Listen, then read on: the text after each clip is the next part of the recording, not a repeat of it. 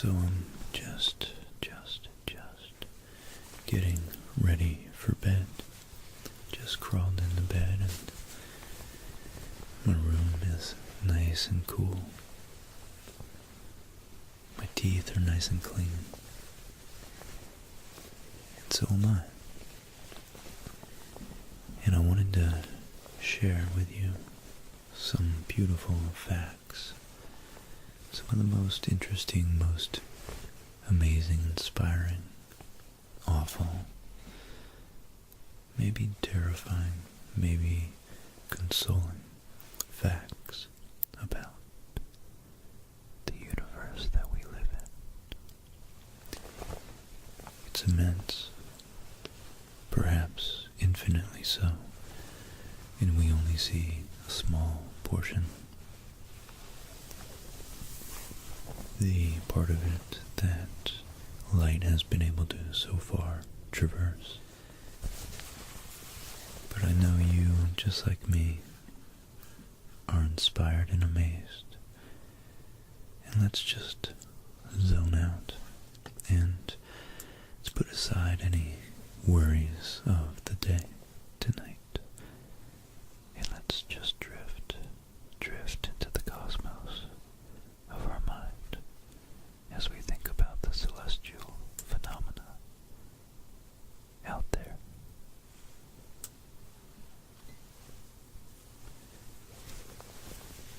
Speaking of out there, every single time you look into the night sky, you are looking back in time.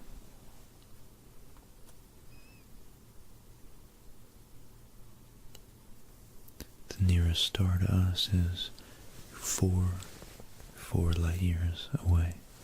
So that's 4 years into the past. Most of the universe is over 2 million years old for us. 2 million is the age we're looking at Andromeda at. So, for all we know, 1,990,000 years ago, the massive black hole at the center of Andromeda could have exploded, and we're merely waiting for that light to reach us.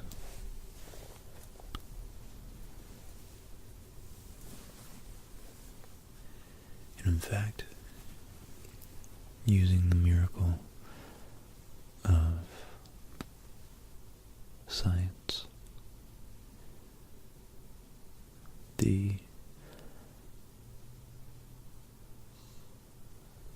really atypical invention of science 500-600 years ago,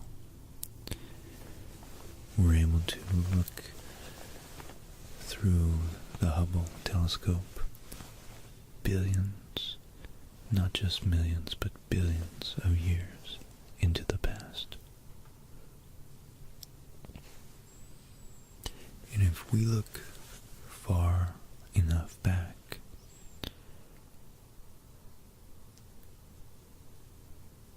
we can actually detect the cosmic microwave background.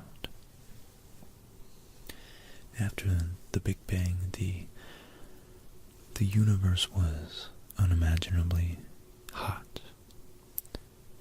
So hot that protons, individual protons and neutrons that make up the nuclei of atoms hadn't even cooled and coalesced. So this cosmic microwave background was from when the universe still hadn't recombined all of its subatomic particles. It was actually a hot plasma, a white, dense, hot plasma. This plasma was filled with a uniform glow. was like a white hot fog. And as the universe expanded, both the plasma and the radiation filling it grew colder.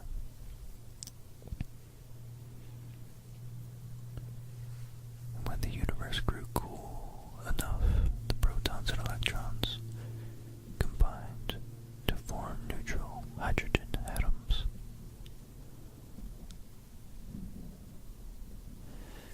But unlike the uncombined protons and electrons, these newly conceived atoms could not absorb the thermal radiation, and so the universe became transparent instead of an opaque fog.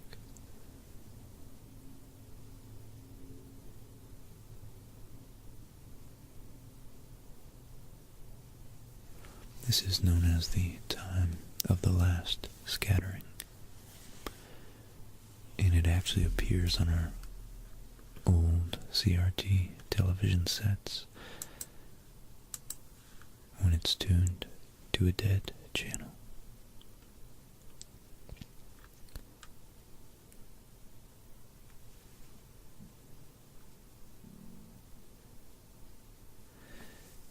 Another interesting thing is astronomers have actually discovered the largest known diamond in our galaxy.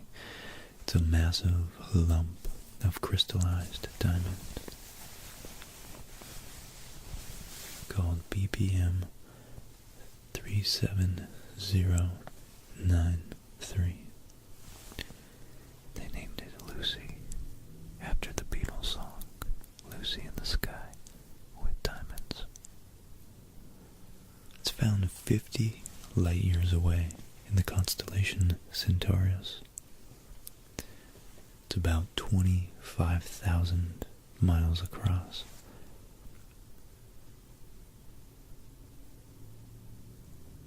So it's actually much larger than Earth.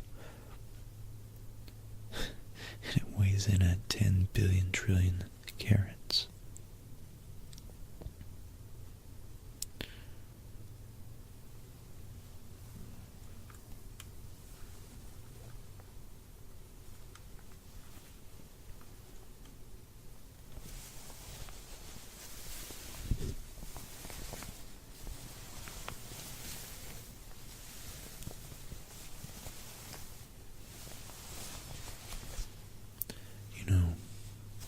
We spin,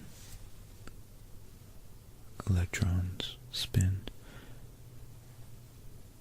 quarks spin, the sun spins, the entire solar system itself rotates around the galaxy that is spinning.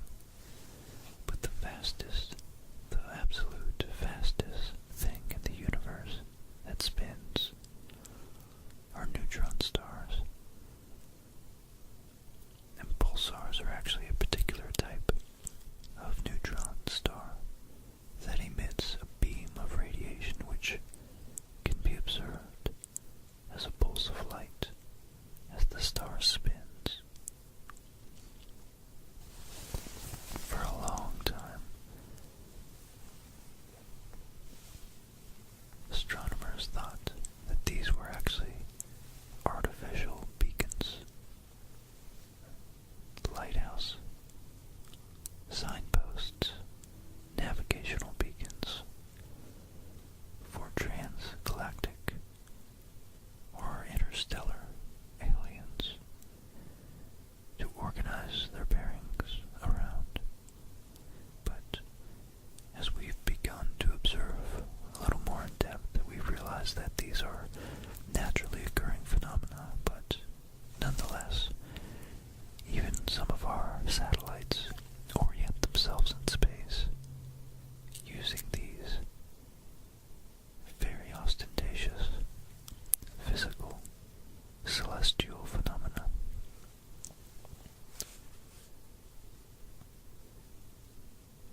In fact, the fastest spinning of these pulsars, which has on its equator spinning at 24% of the speed of light. God, that translates to 70,000 kilometers per second.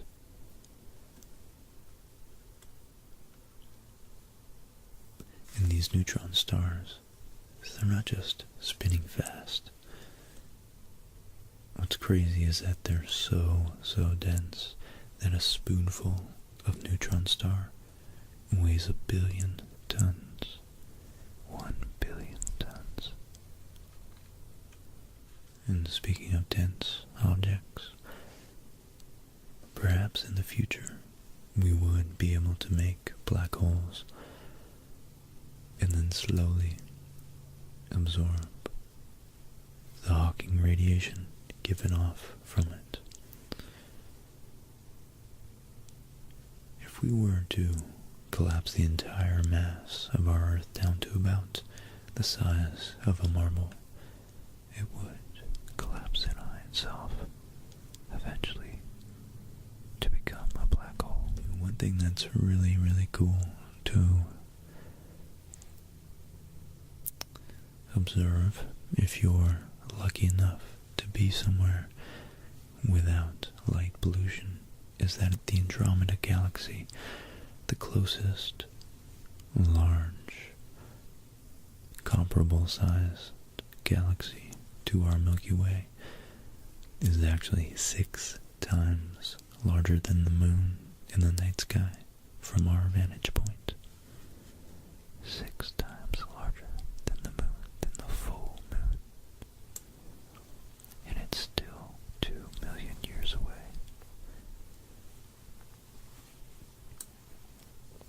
And what are galaxies but matter formed in the local pockets of really dense gravitational fields we call stars.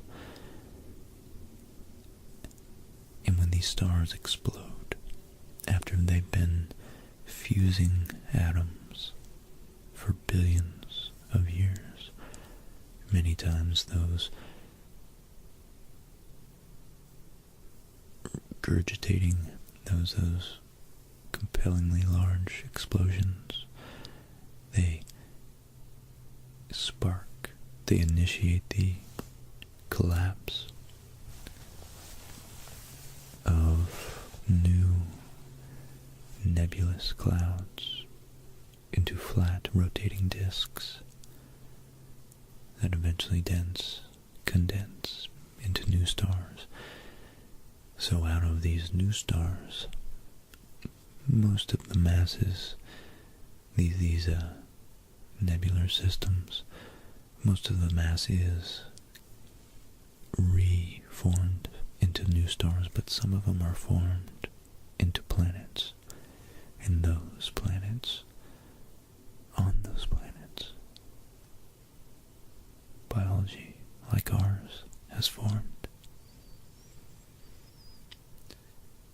And because the universe initially formed the most rudimentary element, which was hydrogen and helium, both with 1 and 2 protons in their nuclei respectively,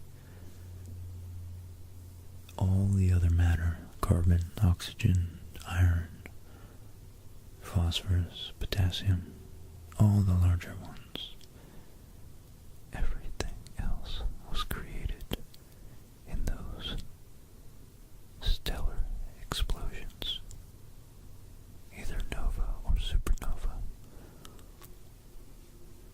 And therefore 90% of our mass is in fact stardust, because all the elements, except for hydrogen and helium, are created in stars from being fused.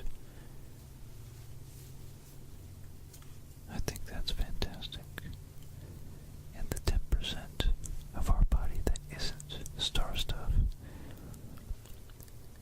is the most ancient 14 billion year old elements that were first coalesced after the universe cooled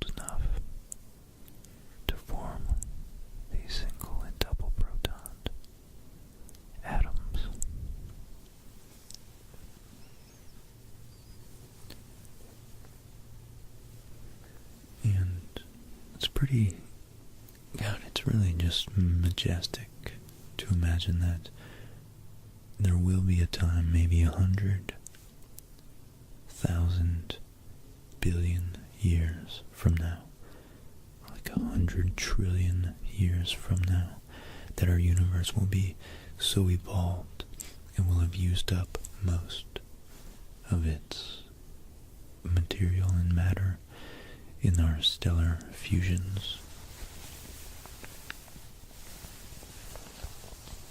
And so right now we're actually in a very special, very unique, very creative, chaotic, yet creative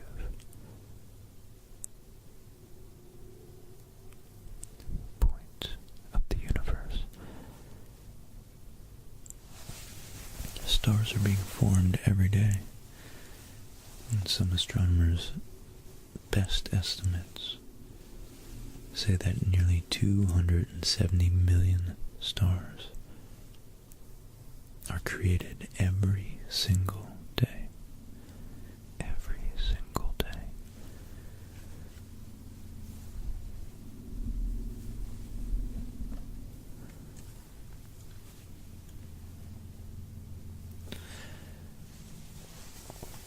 And that's why there's so many stars in our Milky Way. Our solar system itself takes about 225 million years to rotate just once around the Milky Way. In fact, the last time Earth was in its current position, dinosaurs were just beginning to roam Earth.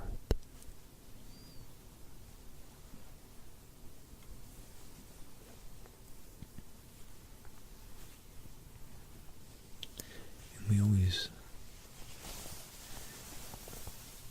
try to lump a lot of the dinosaurs together because the geological timescales are so immense, so hard to fathom and differentiate 20 million from 200 million years. But, in fact, the time difference between the great Tyrannosaurus rex and the plate-packed, horn-tailed Stegosaurus is actually greater than the time difference between the Tyrannosaurus rex and now. So these two animals never actually lived together.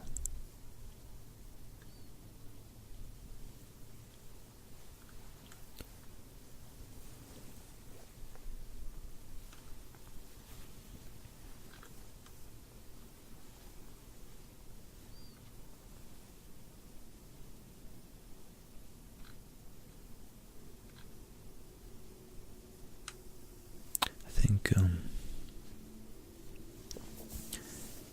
just the sheer immensity and mysteriousness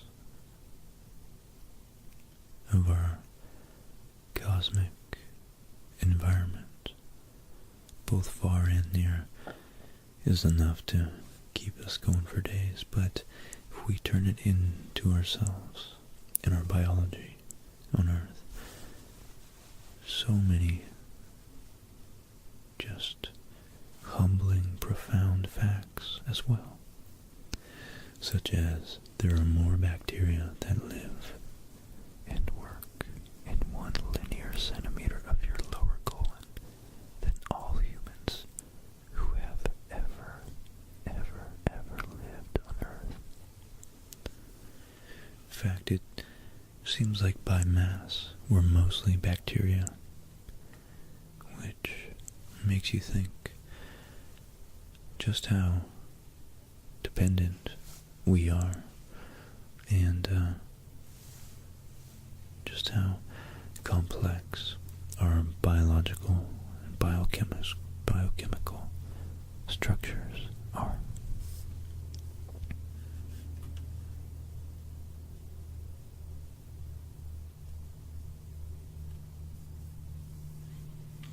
Some scientists have discovered or have tried to perceive what it would be like and how space-time would be warped from being right near a black hole.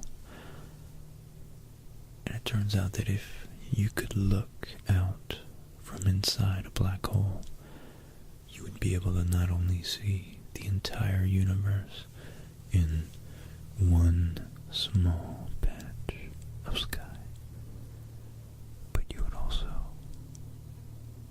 see the own back of your head.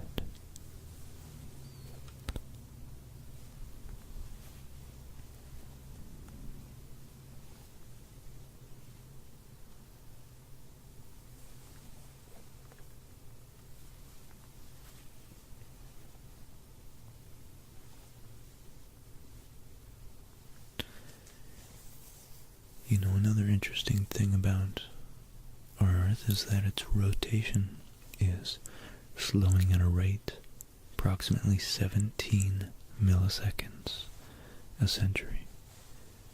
In the length of the day for the dinosaurs was actually closer to 22 hours. But nonetheless, it's still pretty close to our modern day. And we, no doubt, have been adapted to sleep during these cycles.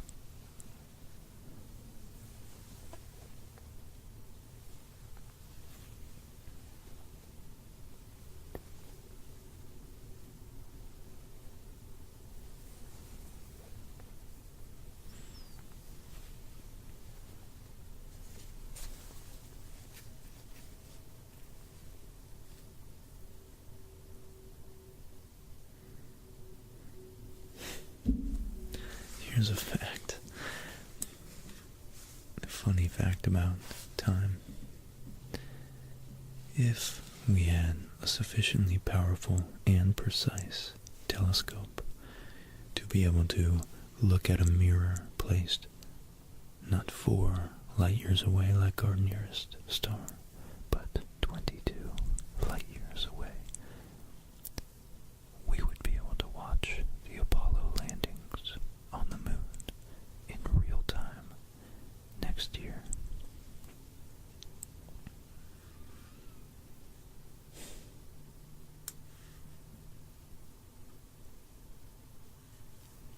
Sorry, in 2014.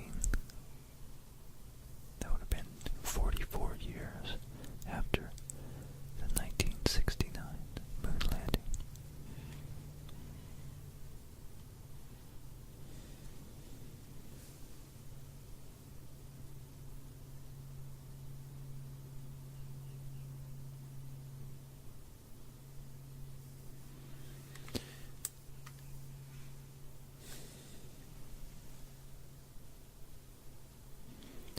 Current estimates regarding the number of stars in our galaxy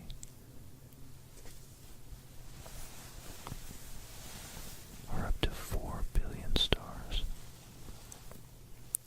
and up to 50 billion planets.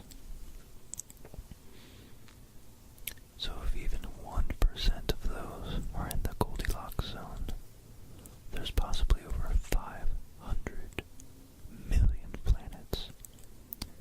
500 million planets in our galaxy alone capable of supporting life.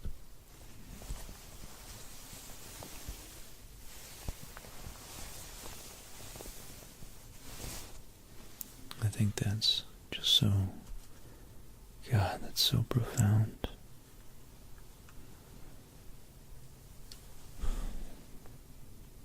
Wow. You know, given enough time, hydrogen begins to wonder where it came from and where it is going. I love that.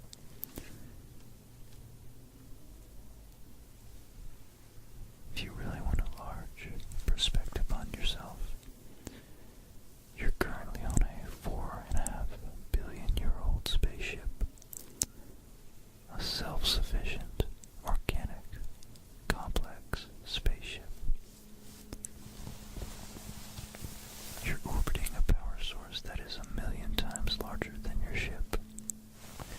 I think our consciousness was developed out of a sense, an urgency, a need to filter out extraneous information. And we are able to hyper-focus on the things that matter, like our social groups, and taking care of our families, and hunting, and then perhaps using tools, and the abstract concept of tools slowly evolved. All that's to say that we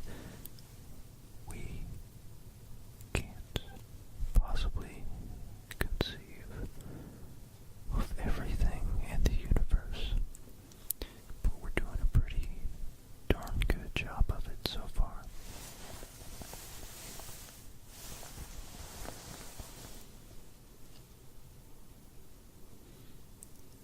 And I think the fact that there are 170 billion galaxies in the observable universe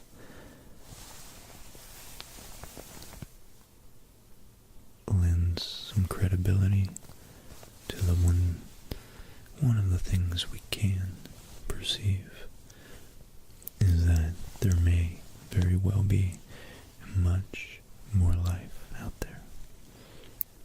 Undoubtedly, there must be other single multi-celled organisms like bacteria, but I have a feeling that there is indeed consciousness out there. I really do think so.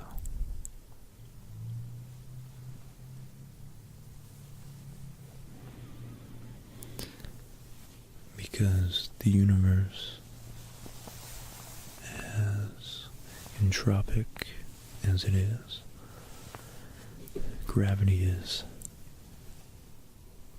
counteracting the entropy and coalescing matter, joining it together. And there's very interesting things like our brains that have evolved, and they've evolved to such an extent that they're able to think about how they've evolved. And in fact, the human brain is the most complex object in the known universe, with 100 billion neurons. And between those 100 billion neurons, there is a quadrillion connections. And we still know very little about this organic supercomputer and how it operates. But we do know the human brain is the most complicated thing we've ever discovered. It gives us the power to form language and culture and consciousness and the idea of self and the ability to learn, sleep, dream about what we've learned. And during our dreams, it automatically, I suppose with the help of some of our subliminal conscious actions and decisions we make in dreams, helps us filter out and sift through and sort and organize the day's events to retain all the valuable lessons learned and information gained, and discard all the trivial, superfluous nonsense that we don't need tomorrow. And we even have an inbuilt model of gravity, which is pretty useful.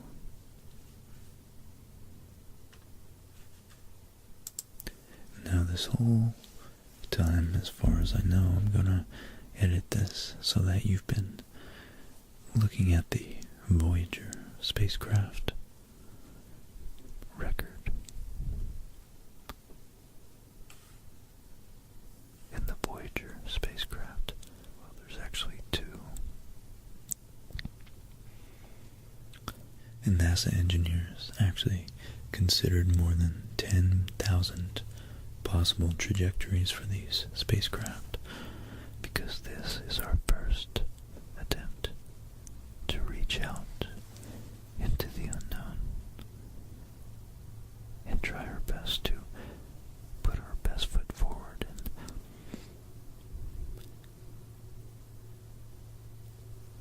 extend a welcome hand to any intelligent life that may stumble across it.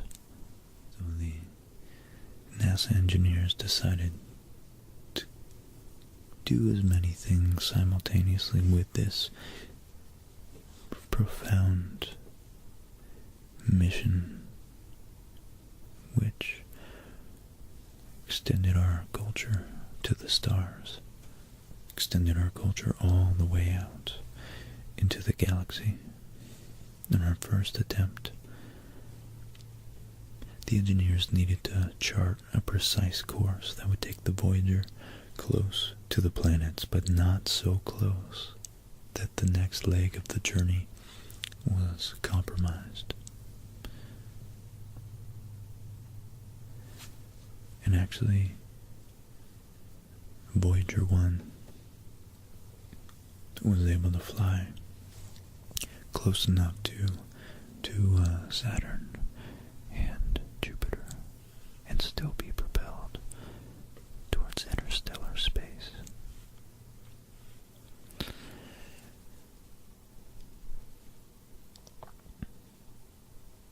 Now, in order to offer a sense of Earth's culture to any spacefarers, we at NASA included a 12-inch gold-plated audiovisual disc on the craft, dubbed the Golden Record.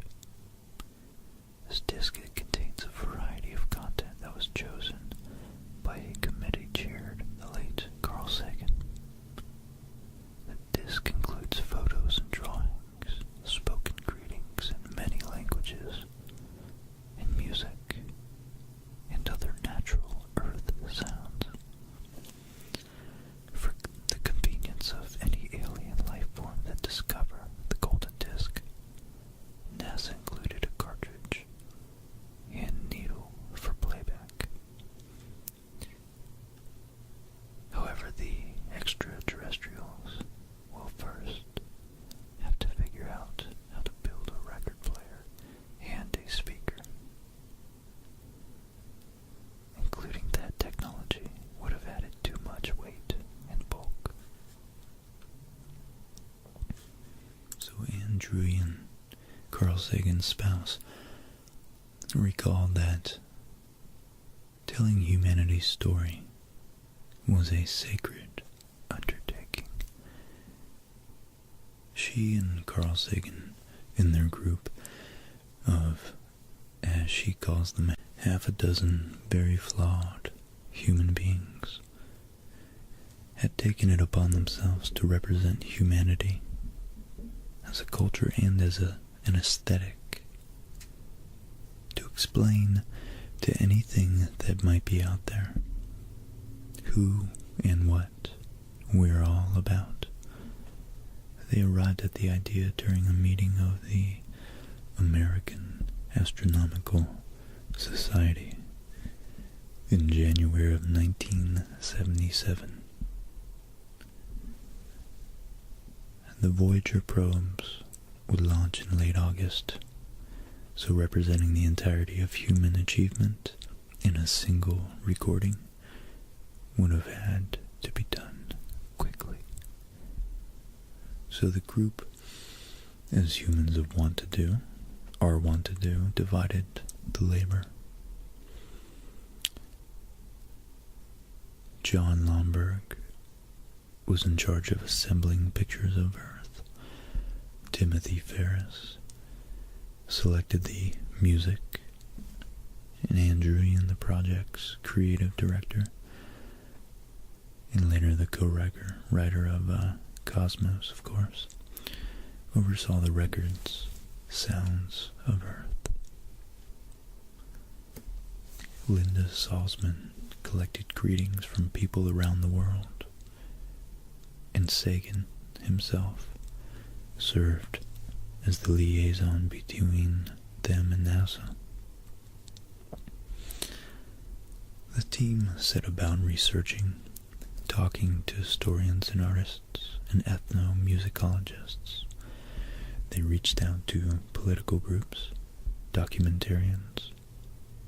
They recorded humans speaking, and among them, in perhaps the record's most iconic track, Sagan's young son saying, "Greetings from the children of planet Earth.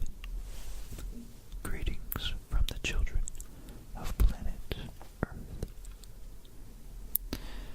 The result was a time capsule that was, and still is somewhere out there in space, much more suggestive than summative. Humanity's cosmic mixtape.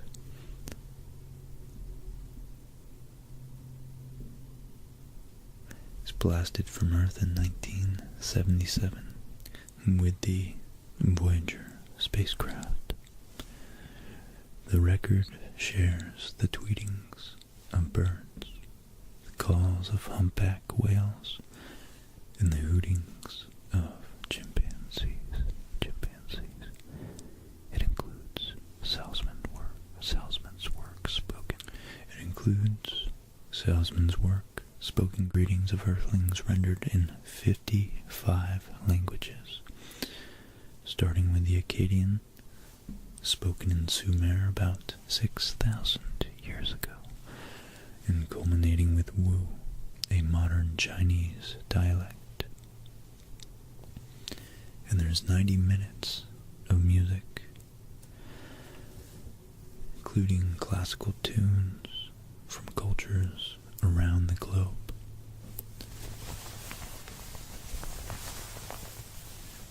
And this includes the first 2 bars of Beethoven's string quartet, which sounds like this.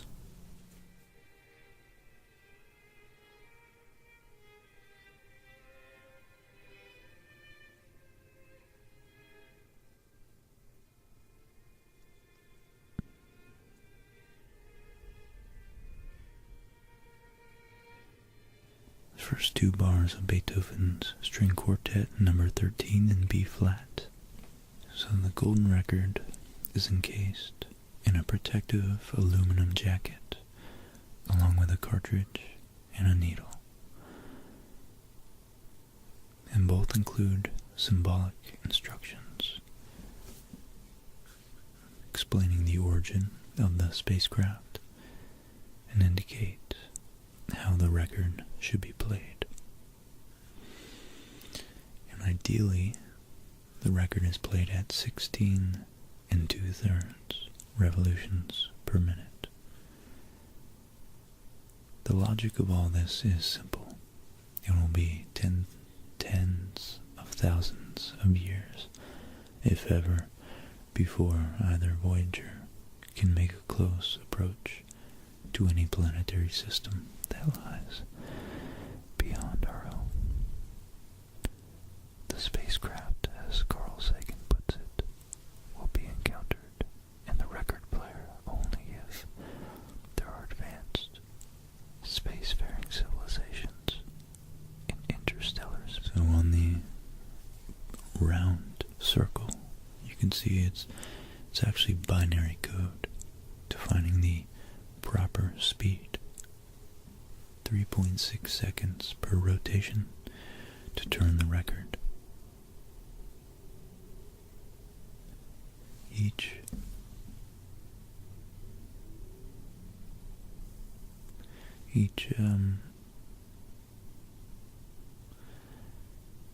radial line stands for a 1. Each circumferential line or horizontal looking line stands for a 0.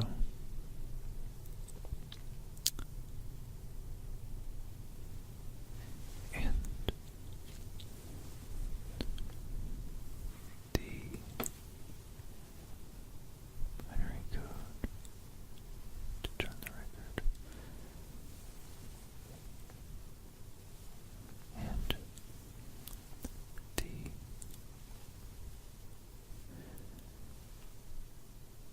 time period associated with the fundamental transition of the hydrogen atom is 0.70 times 10 to the negative 9th seconds is expressed. And there we can see the outline of the stylus to play the record as well. And just to be clear, they included an elevation view of the cartridge, a kind of profile view. And then, speaking of pulsars, as we did earlier, they actually used 14 different pulsars of known directions to triangulate, or whatever the word for 14 directions of alignment would be, our sun from them. The binary code actually defines the frequency of the pulsars. And then on the right, on the part I'm looking at, the one that looks more like a heartbeat diagram, whatever, the cardiac graph, is the general appearance of waveform of video signals found on the recording. And the binary code tells of the time scan, about 8 milliseconds. And the triangular sawtooth waveform is the scan triggering. Then the video image in the top rectangle with a little bit of lines at the left and a smaller amount at the right is the video image frame showing direction of scan. In binary code indicates time of each scan sweep, 512 vertical lines per complete picture.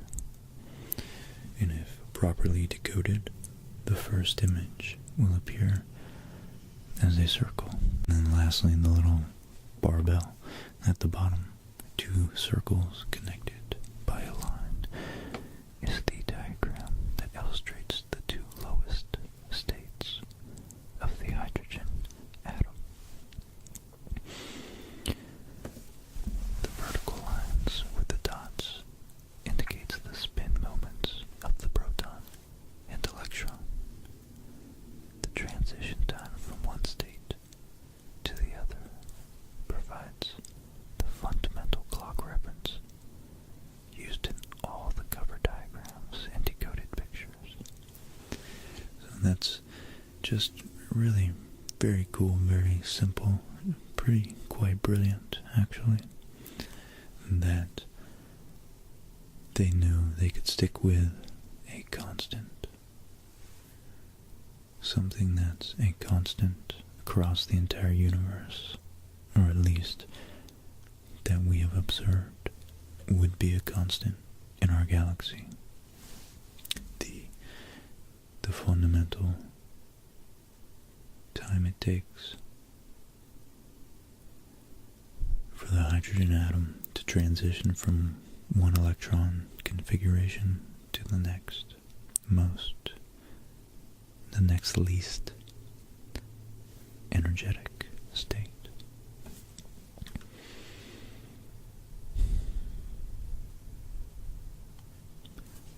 So the golden record carries more than English words. They carry our culture, and they carry the transcendent aspects of human existence. The art, the beauty, the ache, the joy. They offer what we have and what we are up to, and what we are to the cosmos. the same space, home. Jimmy Carter's soundbite put it nicely. This is a present from a small distant world, a token of our sounds, our science, our images, our music, our thoughts, and our feelings. We are attempting to survive our time so that we may live into yours. Wow, it's beautiful to literally speak to the future. And I'm gonna leave it there. I don't think I could do any better than that. And I hope you guys are feeling nice and relaxed. I hope this really centered your sense of being and sense of self and sense of place and time and space. We are in a vast, mysterious cosmos, but we have each other, we have our history, and there's so much of it to explore and so many shelves of books to read through. As Nietzsche put it, the human life is packed with so much to explore that even hundreds of years still wouldn't yield boredom. And I think that's true. I think